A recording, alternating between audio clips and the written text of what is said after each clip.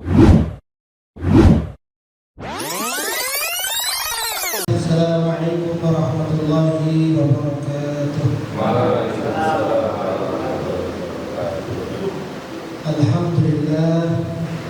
Alhamdulillah wa kafa, wassalatu wassalamu ala nabiyyina wa rasulina Muhammad bin Abdullah al-Mustafa wa ala alihi wa sahbihi min ahli sidqi wal wafa. Asyhadu an la ilaha illallah wahdahu la syarika lah wa asyhadu anna Muhammadan abduhu wa rasuluh la nabiyya wa la rasulahu ba'da. Rabbi shrah li sadri wa yassir li amri wahlul 'uqdatam min lisani yafqahu qawli. Yang kami hormati dan semuanya kita hormati, yaitu Bapak Kepala Sekolah SMP Negeri 147 Jakarta. Semoga Allah memudahkan urusan beliau, memberikan keberkahan olehnya. Begitupun para guru-guru, baik bapak guru maupun ibu guru semuanya di SMP Negeri ini. Semoga Allah Subhanahu wa Ta'ala memberikan balasan kebaikan untuk mereka semua. Kita pertama tentunya ucapkan rasa syukur kita kehadirat Allah Subhanahu wa Ta'ala yang memberikan kita kesempatan, kerelaan hati, kelapangan waktu. Karena bagaimanapun barang siapa yang hadir di majelis ilmu, man ijtama'at qaumun fi baitin min buyutillah yatluna kitaballah wa yatadarasuna bainahum illa nazalathumul sakinah wa hafathumul malaikah wa khasyathumur rahmah wa dzakarahumullahu fi man indah. Jadi barang siapa yang berkumpul di masjid rumah Allah, salah satu masjid dari masjid-masjid yang lain yang banyak, pernah kita sampaikan bahwasanya masjid adalah khairul baqa'in, sebaik-baik tempat. Lawannya adalah syarrul baqa'in, yaitu pasar. Sedangkan kita jumpai pasar sudah bukan di Senen, bukan di Tanah Abang, tapi di kamar-kamar kita ada pasar. Di tangan kita ada pasar. Maka marilah jangan sampai, apalagi di hari Jumat ini, itu adalah hari yang mana membedakan antara orang yang beriman dengan yang tidak beriman. Tidak menjadi suatu fantasiu wabdaluma atau. Jadi kalau sudah hari Jumat, fantasiu filah, kita menuju tempat-tempat beribadah, ingat Allah Subhanahu wa Ta'ala. Maka kita kembali ke hadis Rasulullah yang kita sebutkan tadi, yaitu ketika orang mendapati punya waktu sehat dan bisa hadir di majelis ilmu, yang pertama Allah akan memberikan illa nazalatul sakinah, hatinya lebih tenang. Sakinah berbeda dengan tumaninah. Sakinah, ketenangan yang betul-betul Allah siapkan bagi orang yang percaya dengannya. Kalau tumaninah adalah usaha yang selalu kita eratkan, usaha yang selalu kita usahakan, ya, agar ketenangan itu terjadi. Makanya kalau sholat itu tumaninah, baru kalau sakinah itu bonus dari Allah Subhanahu wa Ta'ala. Begitupun wa khafathumul malaikah, dan yakin 100% orang yang sedang duduk di majelis ilmu itu sedang dinaungi para malaikat dan doakan oleh mereka. Begitupun wasyathumur rahmah, mendapat rahmat dan secara tidak langsung ada kasih sayang, sifat kasih sayang bagi orang yang sering hadir di majelis ilmu. Lebih hatinya itu lebih lunak, lebih lembut. Yang paling penting adalah yang terakhir, wa dzakarahumullahu fi man indah, yang mana di langit akan selalu diucapkan nama-nama kita. Tidak penting terkenal di dunia. Bahkan banyak majhulun fid dunya atau fil ard ini, banyak orang yang tidak dikenal di dunia ini, wa masyhurun fis sama, tapi masya Allah, fulan ini Allah dan para malaikat sering menyebutnya. Tetapi banyak juga yang dia terkenal di dunia, penduduk langit tidak tahu siapa orang ini. Majhulun fil sama. Ini siapa? Saya Allah gak kenal malaikat apa lagi? Ya, maka jadilah kita bisa terkenal di langit. Nah, itulah keutamaan orang yang selalu hadir di masjid ini, walaupun cuma beberapa menit. Ya, selain ilmu yang kita dapat, tetapi yang paling penting adalah tadi rahmat Allah, ketenangan, disebut namanya sama Allah dan para malaikat didoakan. Nah ini yang penting. Ya. Karena apa? Karena semua yang kita lakukan itu tujuannya untuk beribadah. Maka alhamdulillah pada tema kali ini, ini adalah tentang sholat dan semangat beribadah, khususnya ibadah untuk sholat. Karena sholat itu sebetulnya adalah imaduddin, tiang daripada agama. Nah, sholat itu imaduddin kan begitu. Raqsul amri Islam, itu hadis Rasulullah. Hadis sahih, raqsul amri Islam wa amuduhu sholat wa dirwatus salamihi al-jihad fi sabilillah. Dan pokok daripada urusan itu adalah Islam. Ya. Terus kemudian Islam itu punya tiang, wa amuduhu sholat. Sedangkan tiang-tiang daripada agama adalah sholat. Wa dirwatus salami al-jihad fi sabilillah, yaitu atap ketika ada rumah bangunan. Atap adalah puncak tertinggi dalam ibadah adalah jihad fi sabilillah. Kenapa kok jihad? Ya karena kalau jihad itu keluar semuanya, waktu, nafas, jiwa, raga, harta, itu keluar semuanya. Maka yang menandingi adalah haji, karena haji ini waktunya terkurangi, uangnya terkurangi, tenaganya juga ekstra kita pakai. Maka sebelum ke sana kita penting untuk memulai juga menjaga sholat kita. Saya pribadi begitu juga dengan para guru-guru sekalian, bahwa saya penting untuk kita memposisikan kita adalah seorang hamba. Pernah saya sampaikan di pertemuan yang kemarin. Kenapa kok demikian? Karena hamba itu adalah posisi dan pangkat paling tinggi di sisi Allah Subhanahu wa Ta'ala. Kita pernah sampaikan ya, jangan sampai nanti infak 100.000 udah hamba Allah aja, infak 10.000 udah hamba Allah aja. Saya cuma hamba Allah ya. Hamba Allah itu sangat tinggi. Mau bukti ya saya buktikan. Nabi Nuh sering di Al-Quran dipanggil dengan Nuh, ya. Atau Nabi Nuh nggak pernah, tapi dengan Nuh saja. Tapi selain itu Allah menyematkan gelar, ya, innahu kana abdan syakur. Di saat Nuh mendapatkan derajat yang luar biasa di sisi Allah, maka Allah manggilnya bukan Nuh, tetapi abdan syakur, yaitu hamba yang bisa bersyukur. Hamba. Kesini lagi, misalnya Nabi Sulaiman, ya, wa wahabna li Dawud Sulaiman. Daud punya kerajaan besar, punya anak namanya Sulaiman. Nabi Sulaiman itu adalah anak daripada Nabi Daud alaihi salam. Ya. Wa wahabna li Dawud Sulaiman ni'mal 'abdu innahu awwab. Allah ingin memberikan predikat yang sangat tinggi di sisinya, yaitu Nabi Sulaiman dengan abd, dengan hamba.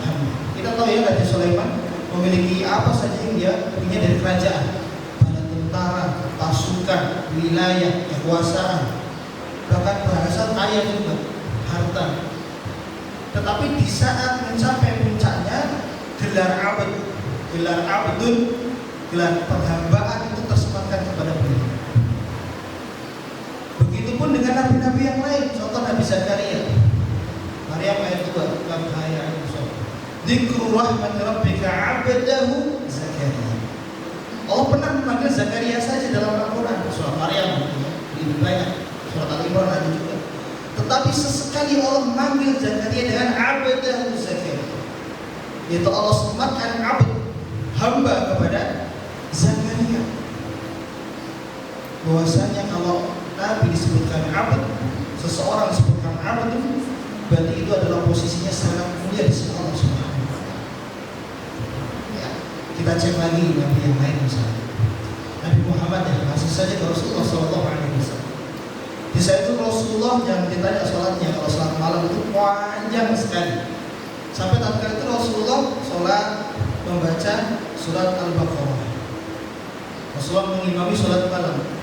Terus kemudian Aisyah mengira mungkin nanti akan rukuk sampai ayat yang ke-100. Ternyata lanjut lagi sampai selesai Al-Baqarah berapa ayat? 286. Ingat-ingat ya, Al-Baqarah itu ayatnya 286. Bagi 2 berarti berapa? 143 pertengahan Al-Baqarah tertulis bahwasanya ummatan wasat. Kita harus menjadi umat wasat, pertengahan. Kita nggak bahas itu, tetapi kita bahas soal Rasulullah. Setelah sampai surat Al-Baqarah selesai, dilanjut surat Ali Imran sampai akhir, ya ini ayat ke-200. Dikira selesai, lanjut lagi sampai surat An-Nisa dan sampai selesai 176 ayat baru. Sehingga cerita waktu itu Aisyah melihat kaki Rasulullah buka, kemudian menanyakan, ya Rasulullah, kau sudah maksud? Apakah ada dosa yang belum diampuni? Apakah ada masalah bla. Apa jawaban Rasulullah? Fala takunu abadan syakur. Apakah saya salah menjadi hamba yang bersyukur? Nah ini ya.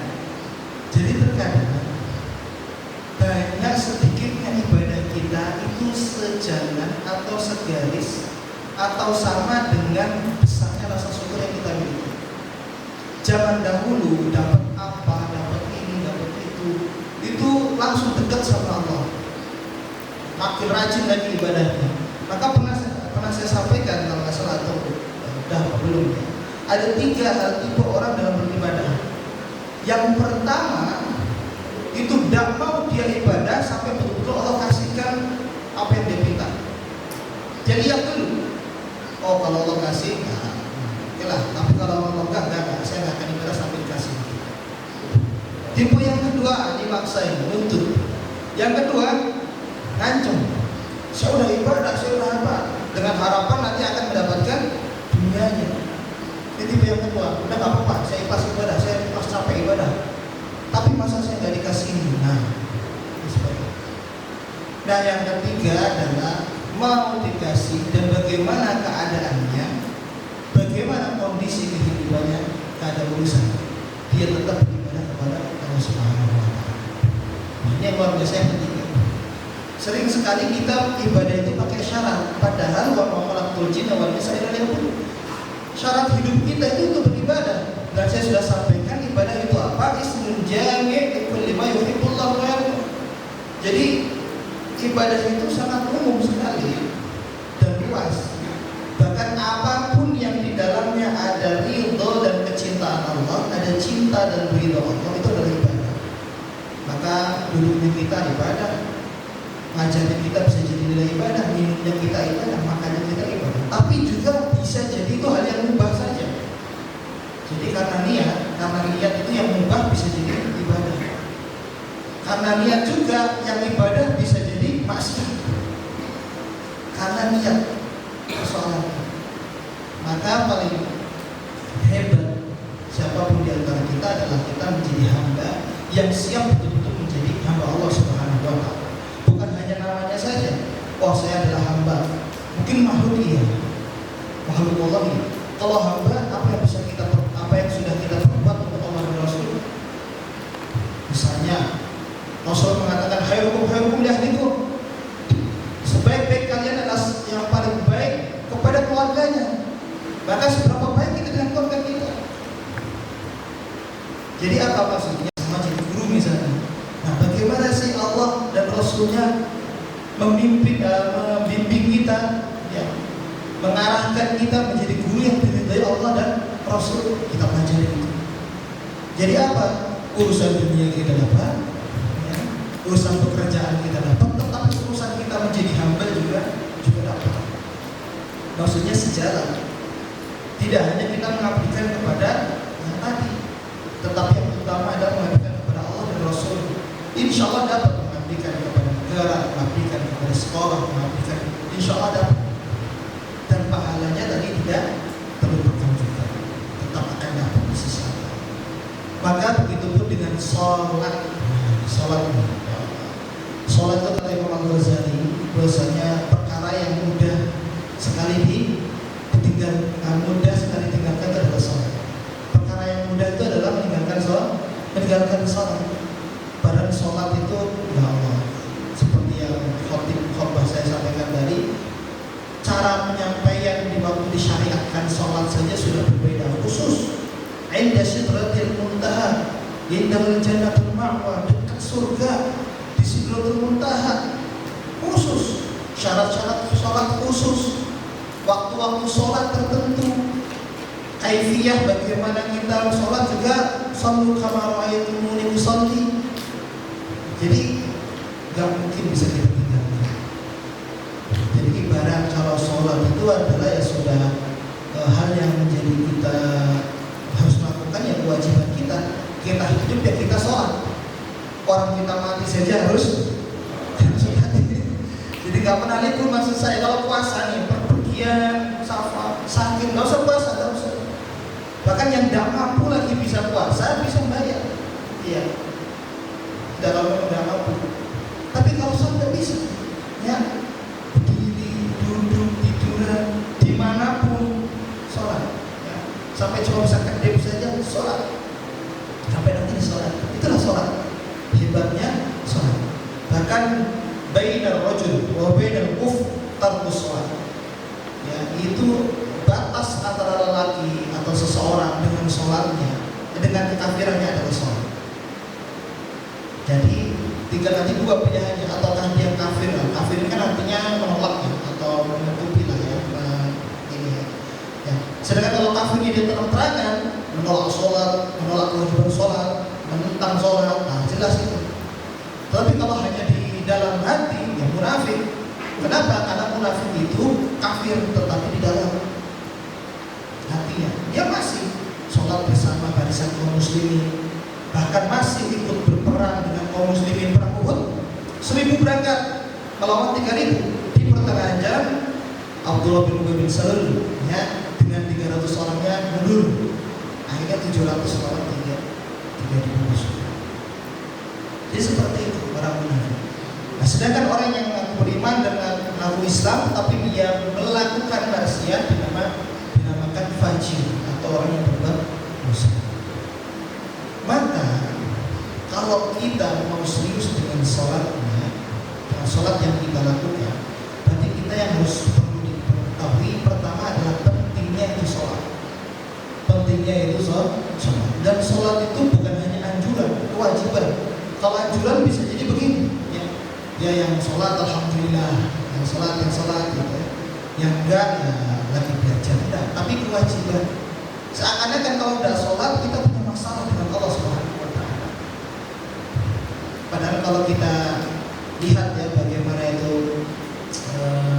nabi-nabi terdahulu juga melaksanakan sholat. Tetapi ketika kita bertanya lagi apakah sholatnya seperti apa yang kita lakukan saat ini, ya tidak.